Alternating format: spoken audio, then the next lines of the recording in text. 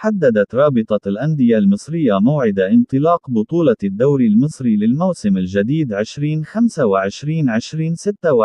بعد الاتفاق مع اتحاد الكرة والمدير الفني لمنتخب مصر. وستنطلق بطولة الدوري المصري للموسم الجديد 2025-2026 يوم 8 من شهر أغسطس المقبل كموعد مبدئي، كما حددت رابطة الأندية موعد انتهاء بطولة الدوري في شهر مايو من العام المقبل 2026.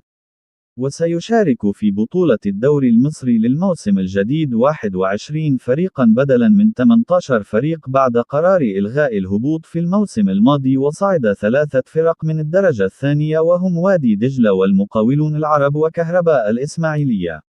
وسيكون الموعد الأقرب لإجراء قرعة الدوري المصري للموسم الجديد في الفترة من 20 إلى 25 يوليو الحالي، وسيتم تحديد اليوم الرسمي للقرعة خلال الأيام القادمة.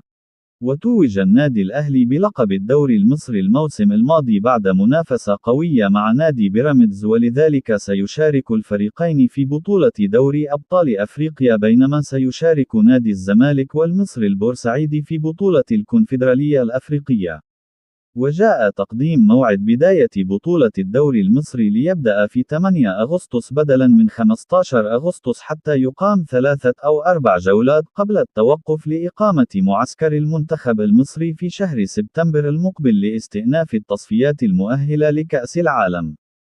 وستقام بطولة الدوري المصري للموسم الجديد من مرحلتين. المرحلة الأولى ستلتقي كل الفرق مع بعضها، ثم يتم تقسيم الفرق في الدور الثاني إلى مجموعتين. المجموعة الأولى تضم 9 فرق تتنافس على اللقب، بينما المجموعة الثانية تضم 14 فريق يتنافس على البقاء في الدوري. وسيهبط من الموسم الجديد 4 فرق، وتسعى رابطة الأندية لضمان انتظام المسابقة للموسم الثاني على التوالي.